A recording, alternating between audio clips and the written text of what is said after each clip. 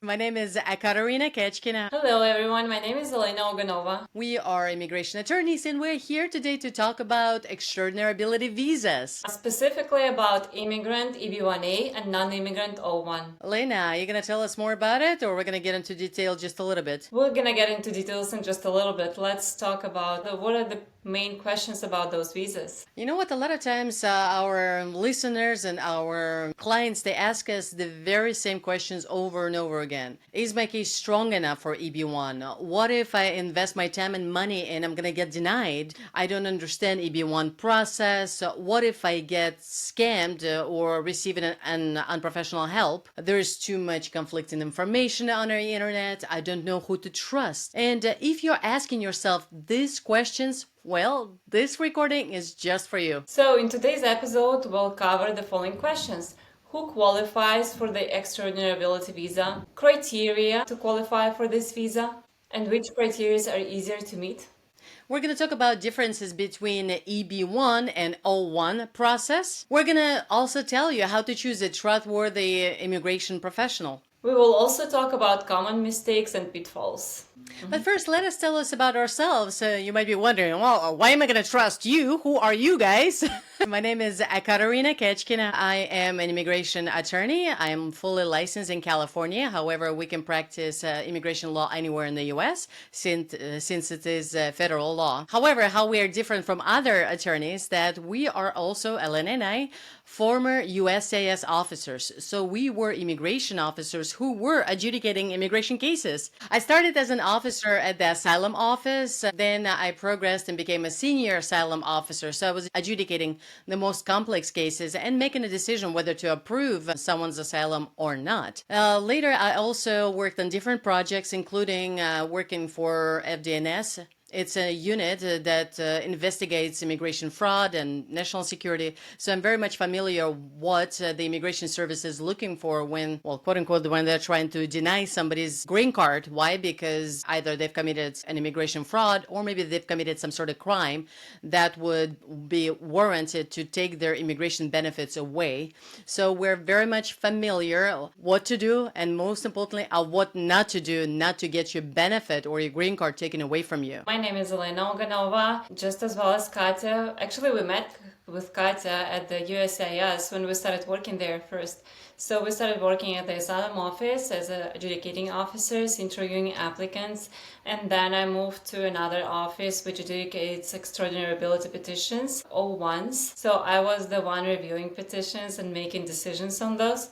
And then I returned back to the asylum office as a supervisor. Besides that, we both have 10 plus years of experience. Elena, you know what we forgot to do? At least I forgot to do. Before you started talking about your experience adjudicating extraordinary ability visa, I should have done like drumline, and then you're like, oh, I am that person who can help you because I know exactly what's going on.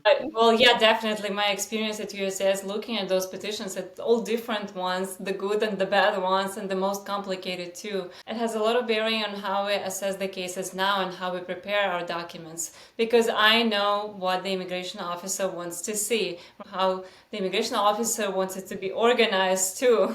Great. Well, let's not postpone. Let's get to it. Yeah. Can you tell us then who can apply for this extraordinary ability visa? This is for people in profession whose professions are in science, education, business, arts, or sports. A lot of people of many various professions can apply for extraordinary talent visa, but let me just give you a list. I kind of jotted them down. But again, this is not an exclusive list, but if you hear yourself in there, you're like, you know what?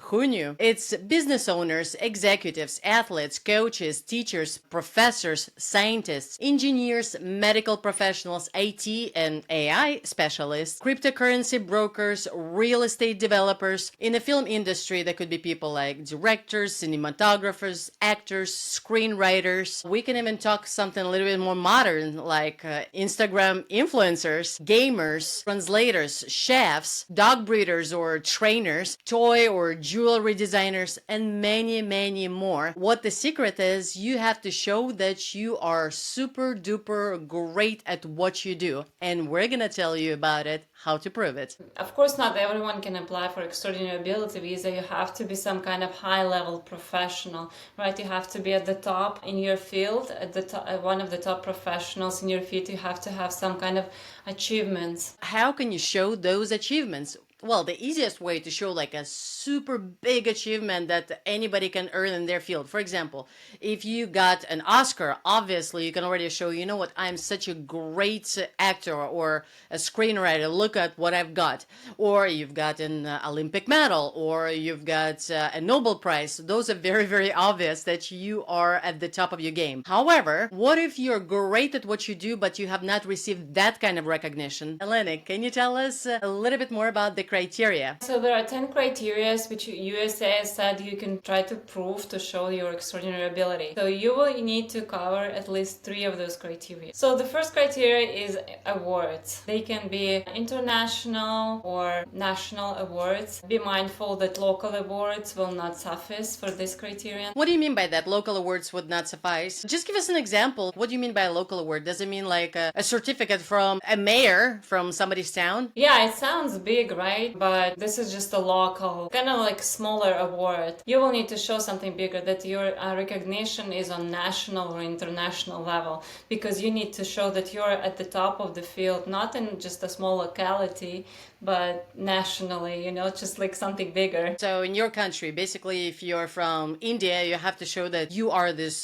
super duper person that received an award that competes around India, not just within your state, correct? Exactly. All right. Well, again, we can get more into discussion later, and especially if you have any comments, please do write them in the comments and we will get back to you and discuss this. Because again, maybe some of those things are obvious to us, maybe not as obvious to you. So please go ahead and do let us know. But let's move forward so we can finish everything today within a reasonable amount of time. The next criterion that you can show is association membership. Some people come to us like, well, I'm a member of this league. We need to see how you get into this association. If it's easy to get into an association, like you pay a membership fee, that's probably not going to work. But if there are some hoops that you need to jump through in order to get in, like for example, there's like a panel and they decide whether they will admit you into this association, well, that sounds already a bit better. What it shows that only top professionals have been admitted into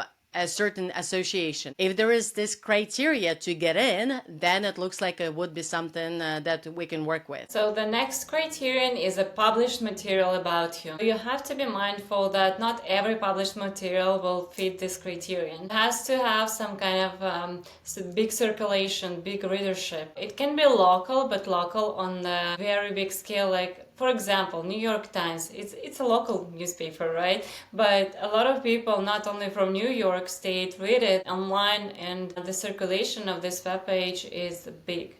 So publication in New York Times is big and will probably meet the criterion, versus 15 publications from local papers, local small city papers will probably not be enough. But you also have to be mindful that you can either prove it through major media or professional media.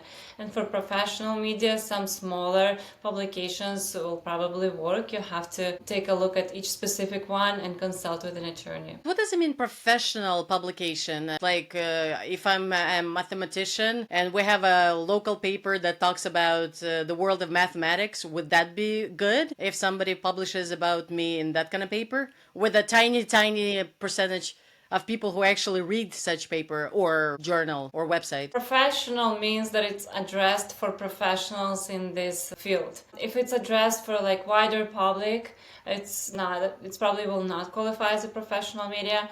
But if it's for like scientists in your field, then yeah, then it might. And one more thing before we move forward, because I think it's super interesting. What does that publication need to tell about our applicant? It has to mention the applicant, and it has to mention the applicant with connection to his work. What is he doing? Why is he great? Obviously, like you have to work with whatever there is there, right? Each publication is assessed separately, like you have to look at it, whether it meets the circulation criteria, whether it's about you and your work, or whether it mentions your work, and then you have to show somehow else that it is your work, that it actually belongs to you.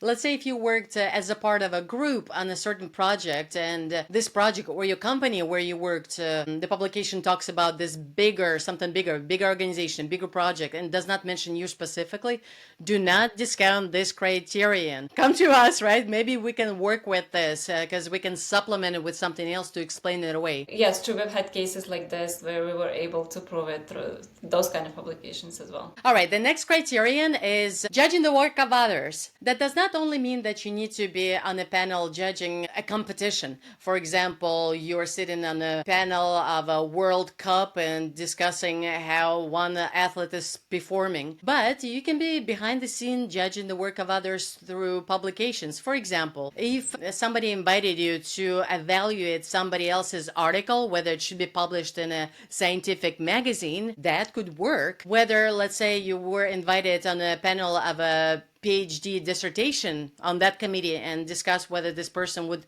receive a PhD, that could work. So basically, judging the work of others can be presented in multiple ways. Let's go to the next one, the significant contributions to science, business, or the arts. Think of it as something that you just came up with, something novel, something you can apply a patent for. This has to have some kind of significance for others in the field. So for example, some new method of doing something, you came up with it, and this has never been done in the field before, and others saw value in this and started implementing it. So it affected the field as a whole. So if you have something like this, some kind of contribution like this can work for this criterion. Elena, can you give us an example, because it sounds a bit abstract? For example, we'll take a scientist who invented a new method to prevent mudslides. Something new that they came up with, maybe like a new net or something. I'm making this up right now, but similar case was in my practice. This affected the whole industry.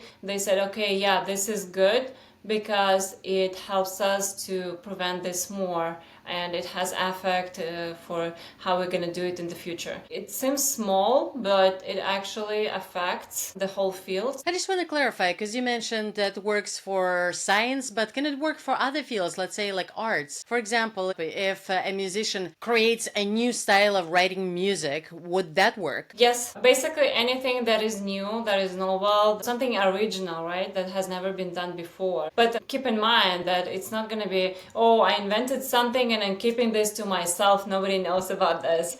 Yeah, you have to make it known. You have to either like publish it, or other people have to start implement it. You have to show that it somehow affected the field. The next criterion is scholarly articles and publications. Elena and I will love talking about this. If you have something that comes out of your head, if you actually write it down, that is excellent, that is great. If you're published like that, bravo. However, if somebody else writes this for you, or God forbid, an AI writes this for you, keep in mind this could be on the radar of immigration services that somebody's committing fraud. The government, they're not stupid. They have systems in place that can track this kind of monkey business.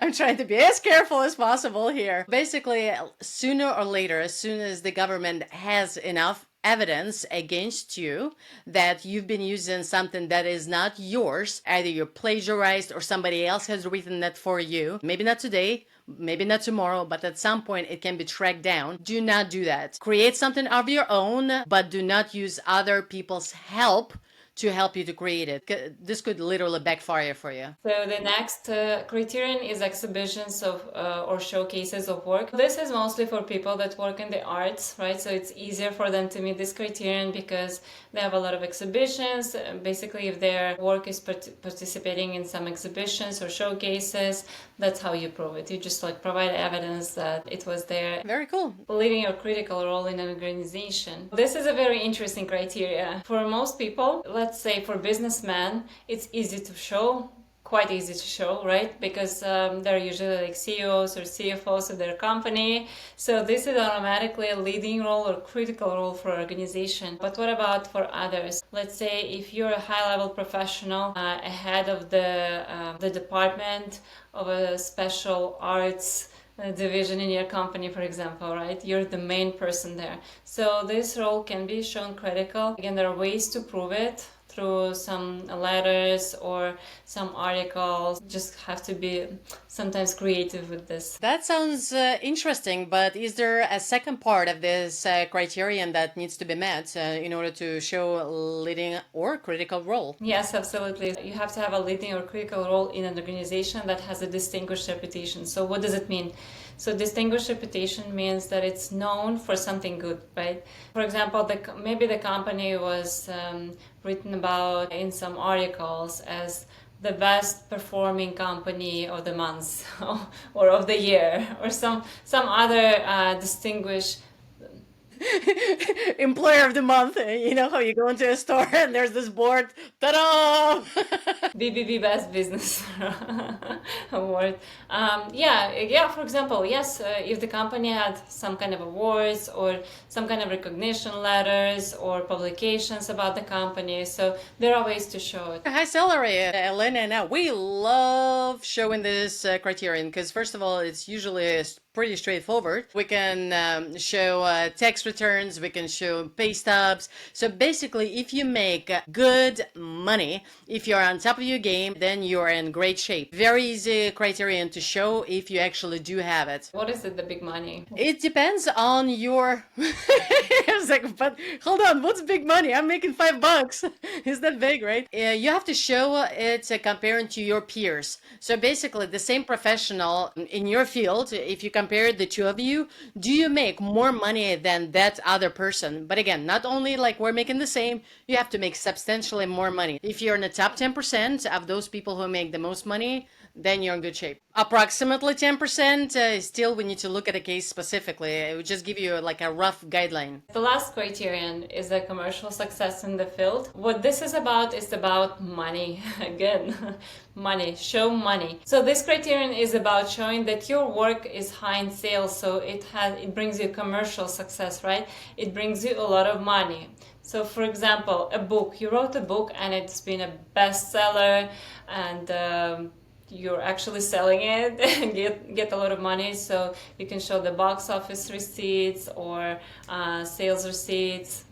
This is about it. Let's delve into here a little bit because sometimes people do get those confused. Once we had an example, we had a consultation and a person is a makeup artist and they were telling us, well, I have commercial success. Why? Because I have the students and they book classes from me and they pay a lot of money, so I teach them how to do this work. Elena, would that be a commercial success? Not really. So they are paying you. So this is more fitting the criterion of a high salary maybe because they're paying you for your work. But let's say this makeup artist makes a course, online course on how to do something, right? How to do a makeup, a smoky eyes. And this course has a huge success, brings her a lot of money. So this will be it. Commercial success of her course will probably fit this criterion better. Interesting. Can you tell us what about Instagram influencers, can they show commercial success? Same, right? So if they have a lot of followers, that's not commercial success, that's just success. They're popular, but let's say they come up with some kind of product or course that they're selling online, and this one has a huge success, then yeah, we can try it. What about another thing? Because a lot of people love asking us this question. Are views on YouTube and let's say on Instagram, would that be considered as publications? It might. It's tricky, right? Because let's say the YouTube viewers. So how do you know how many of those are unique viewers, right? Is it like one person viewing the video a million times, or there are a million different people that watch this video? It gets a little bit tricky with how you can prove it, but theoretically, yes, you can show it. So many ways. Yeah, sometimes you have to be creative in order to show your success and that you're at top of your game. Especially now, everything is digital and a lot of people are making money in non-traditional ways. And quite frankly, how many people actually have publications and read newspapers? I mean, some of those are becoming obsolete, and we have to adapt to new media and new forms how we can show all of this criteria. So we've discussed all 10 criterions. What are the easiest criteria you can meet? Can you tell us? Well, I guess it depends on your field, right? So let's say you are an artist, then probably exhibitions are the best criteria you can meet, right? right? The easiest one. Maybe a high salary, like people are paying you a lot to show your, to see your performance. Let's say for the scientists, probably the best criterion to meet will be a high salary as well, maybe critical role in organization, or scholarly articles, right? Scientists like to write scientific articles. So I guess it depends. It depends on the field you're working in. We've discussed the criteria, but that is not all. So after an officer views, let's say they get a list, all right, check mark, you meet this criteria, check mark, you meet this criteria, at least 3 that you've met, let's say at the bare minimum. There could be more, but let's say you've met the bare minimum of 3. Does that guarantee an approval, Elena? Not really, not yet. So just meeting the 3 criteria is not enough. Let's say the immigration officer is reviewing the case, so they're doing like a check marks. Okay, 1, 2, 3, 3 criteria are met, and then the officer looks at the whole petition, like what kind of caliber is this professional? Is it a high top level professional, or it's just someone who just started? So maybe, yeah, they have a talent, but they just started. For example, from my practice, I had a case where there was a professional that just graduated the university, and he had one article that was published about him. He had one scholarly article, right, and a high salary that was that he was receiving. So bare minimum, right? One article, one publication, high salary. He barely met these 3 criteria. And then when you look at the case in a whole, he's not at that level yet. He just started. Yeah, he's doing great progress, but he doesn't have that acclaim or sustained acclaim, we should say, that shows that he's a top level professional. Oh my gosh, Elena, were you one of those officers? Denied!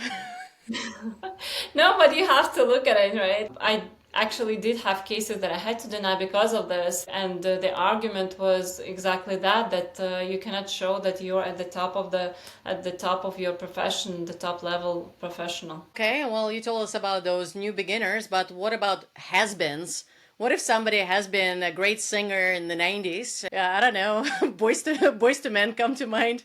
I'm sure I would get a lot of hate for saying this. Like, what are you talking about? They're still good. They're still on top of their game.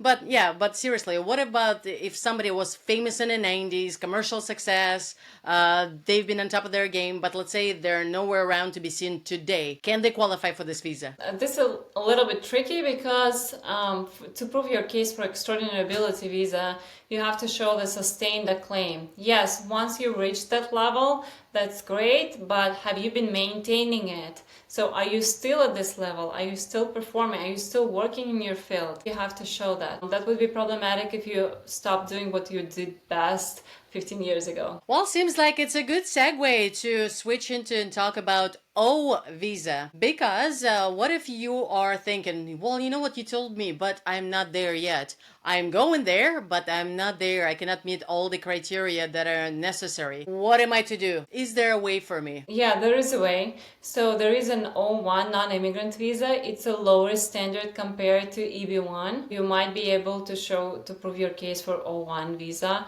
And that will help you because this is still a talent visa, right? You're still showing your ability or something that you're doing great, and it allows you to work in the US. To get O1, you still have to show that you have that extraordinary ability, but because of the lower standard, you might not need that many documents or you might not need to show that big of a caliber.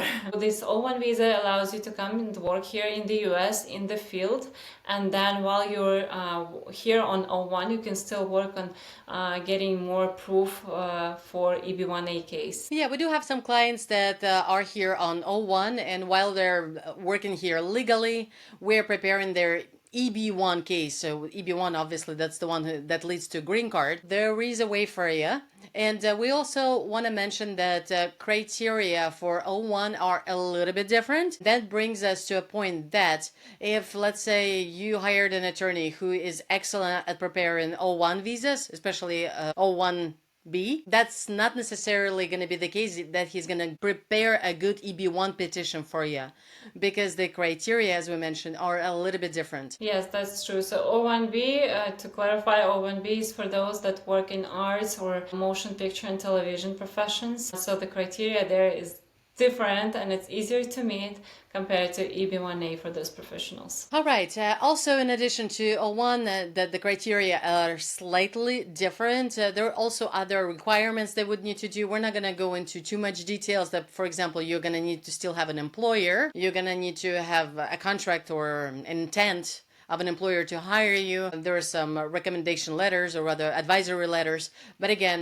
if this is something you are interested in, please do drop it in the comments. We can talk more about that. However, just one quick clarification. When we say you need to have an employer, you can open a company in the US, so your own company can petition for you. So there are some ways how you can organize structure, how to get an O1 visa, but be mindful that sometimes you have to be creative. There also can be like an agent that can sponsor you to come here and work for O1. An agent can literally be your neighbor. But you have to show that you have work in the US, you have to show this itinerary or like schedule of events.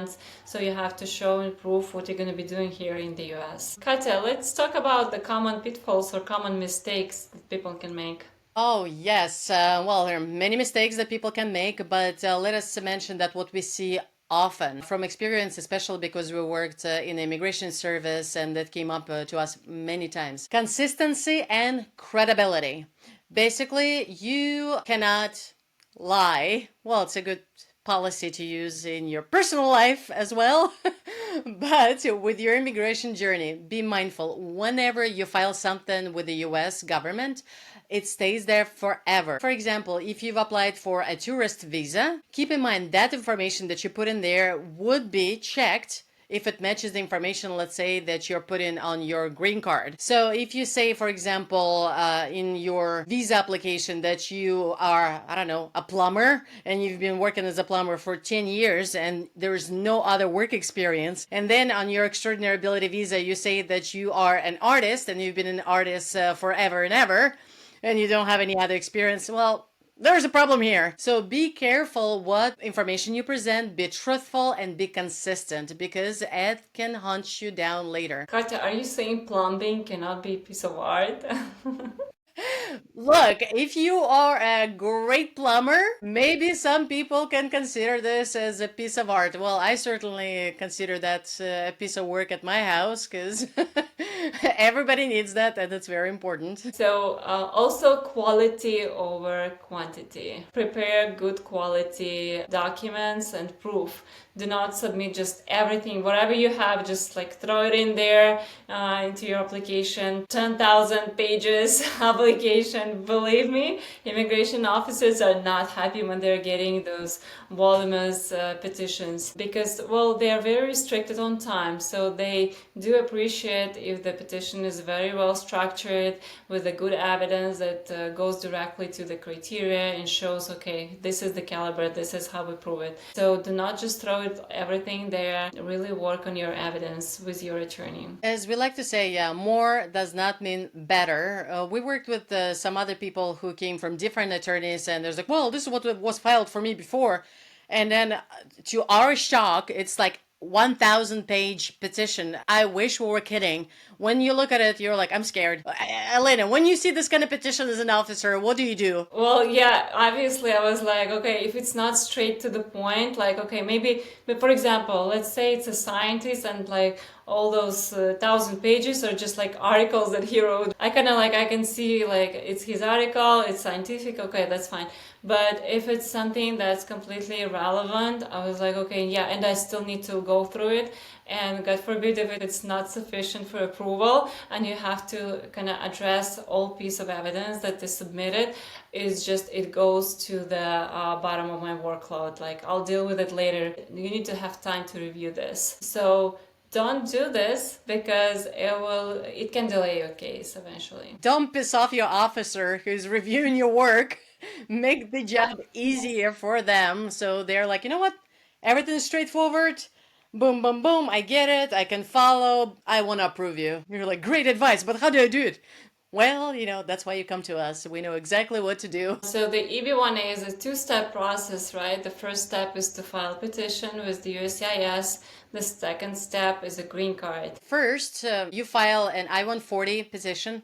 Is only to show your extraordinary ability. That's all. Then the second part, once it's approved, then you can file for a green card. And that's when everything else comes into play. So, for example, you cannot get a green card if you are inadmissible. Nobody is going to review your inadmissibilities on the I-140 process. Why? Because if we're going to give you a green card, that's basically permanent residency, which leads to citizenship. We want to make sure that, first of all, you're not a bad boy. Second of all, that legally you have not violated any immigration laws. And again, this comes into play on the second part. So it's very important to make sure that you don't mess up something on the first stage, which will come and hunt you later when you're trying to get your green card. It's important to consult with an attorney to make sure that you're building a strategy from the get-go. Because remember, we mentioned whatever you file with the U.S. Immigration Service, it stays there forever. You cannot backtrack and don't look here, forget about it. No, it's already going to be there. So be strategic. If you're looking at the long run to get a green card, you have to make sure you address all of the inadmissibilities from the beginning. You can also file for green cards simultaneously with the I-140 petition, but a lot of people just prefer to wait just because you can expedite the I-140 petition and get a decision within 15 business days if you pay extra money to immigration services. And also it kind of reassures you that, yeah, now you have a basis to apply for a green card, right? Without I-140 going wrong and getting denied, and then you lose all your fees for the green card that you already paid if you file simultaneously. But what a lot of people are forgetting here is that for the green card you have to show that you're admissible. So here a lot of questions come into play. For example, if you have a criminal record, if you have a military record, that could make you inadmissible to the United States. So here it's better to consult with your attorney to assess whether you even want to apply for a green card. It's actually a good idea to consult with your attorney about it before filing a 140 petition, because if you're not eligible for a green card in the first place, it's useless to apply for the extraordinary ability visa, because yeah, it can be approved despite inadmissibilities, but what good is that if you cannot apply for a green card after that? And that leads us to a question of choosing your attorney, especially after President Trump took the office. There has been a lot of immigration scammers who are doing a lot of things, who are advising on immigration matters unprofessionally. They're giving wrong advices just to get money off the people. Be aware of the scammers. Choose your professional, choose your attorney very carefully. So how do you spot a bad attorney, Katya? Let's start with a good attorney, right? How do you spot a good attorney? The best way, obviously, has always been by a recommendation. If somebody has already received an approval, this attorney is professional and they do work efficiently, obviously go with that. But for example, if you're new to the scene and you don't know, make sure that you talk to the attorney. You need to see how much details an attorney is asking you during the consultation. Because if they're like, yeah, let's just sign you up, yeah, we'll figure this out, they do not go into detail to assess whether you qualify to begin with, then it's a red flag. Another red flag I would pay attention to: if your attorney is willing to manipulate facts or, quite frankly, work with false information. Huge red flag. Usually attorneys, or rather good attorneys, whatever this is, if the bad facts are the bad facts, that's what we're dealing with. A good attorney will know a way, or at least advise you what would be the best strategy to deal with this kind of information. But if the attorney is willing to manipulate, keep in mind, if they're doing this with you, they probably have done it with other people. The Immigration Service, they sort of have a blacklist of attorneys who are already being watched that they're filing something fraudulent. If you are, God forbid, associated with this kind of attorney, you would also fall into that category that your petition might be fraudulent. Not that it will be automatically denied, but it might fall into a category that needs to be reviewed thoroughly. So it might be prolonged, and then you're like, oh my gosh, when am I going to get my answer? But you're laying there in a pile because they're investigating you. Why? Because your attorney is associated with a bunch of other fraudulent cases. So be mindful. If they're willing to fabricate facts, I would not deal with that attorney because you might just get some problems that you don't even need in your life. Yes, that's a good point, Katya. A lot of things depends on your attorney. From the get-go, what immigration strategy will you choose and how you're going to choose to proceed from the beginning matters a lot. It affects your whole immigration history here in the US, right? And how you're going to get your green card and then citizenship. So choose wisely. I remember when I was an officer myself. Oh, I get this attorney. Oh, I know everything is going to be great because I know they file correctly. They are straight to the point. They're honest. Sometimes I get a case from an attorney who's like, well, I know that's probably a lie. And I really need to dig in here more thoroughly. Yeah, so attorneys with good reputation can actually help your case in a way that immigration officers can receive the case and say like, oh, okay, yeah, I love those attorneys. They prepare a case very nicely, very organized, pretty straightforward. I know they've worked on it very thoroughly. It's probably just going to be a piece of cake to reviewing this. And they might get to it earlier. They might not be that strict on some things or like not that thorough. It might actually help your case. So choose an attorney with good reputation. Is there something else that we wanted to mention before we wrap this up? No, just to emphasize that we care about our clients. We have a huge immigration law experience. We know how the system works.